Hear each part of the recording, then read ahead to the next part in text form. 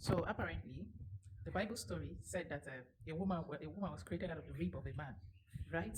And that story feels so good, and we've carried it around for God knows when, or the universe knows when. Now, what if the reverse was the case? What if it was the woman that was actually in the so-called Garden of Eden? What if it was the woman that was actually the one in charge of the Garden of Eden and needed help, and then she manifested the man from herself? Because everything existed in one. And gradually the separation began as thoughts began to create. I don't want to abruptly say it. I said, what if?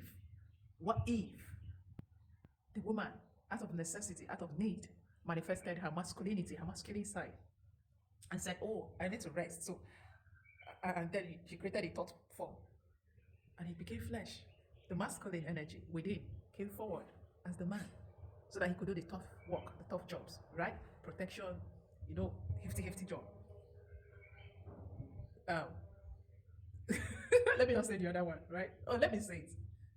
Sexual activities and all of that. What if that was the case? Yeah, we don't like the story, right?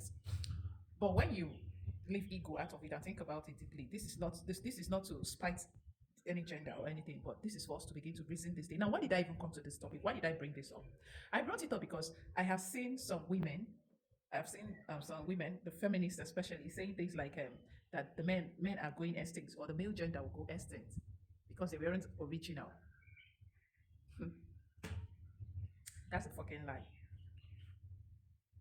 If you're saying that the male gender will go extinct because they weren't an original creation, you're lying. They were original creations. They were original creation that came out of the feminine, because everything emanated from that feminine force of creation. Nothing is going feminine. Nothing is going extinct. Everything is going to merge right. Everything is going to become complete. Everything is going to experience wholeness. And whatever is fighting that wholeness will have to disappear, dissipate. Saying that the man is going extinct. It's like saying that the earth will also go extinct, because the earth was, everything was manifested.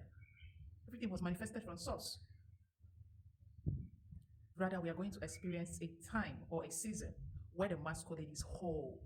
He's now both an embodiment of that feminine energy that has been suppressed for so long. He becomes whole. He becomes transformed. We're going to experience where the feminine energy is in its wholeness. And in wholeness with her masculinity and her femininity, everything existing in wholeness. That's what we're going to experience. I'm sorry to burst your bubble and disappoint all of you. The masculine energy is not going extinct. So you need to stop hating this part of you.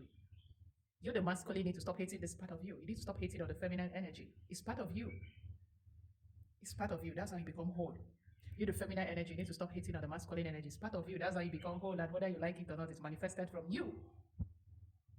Bitter truths. Someone has to be saying them.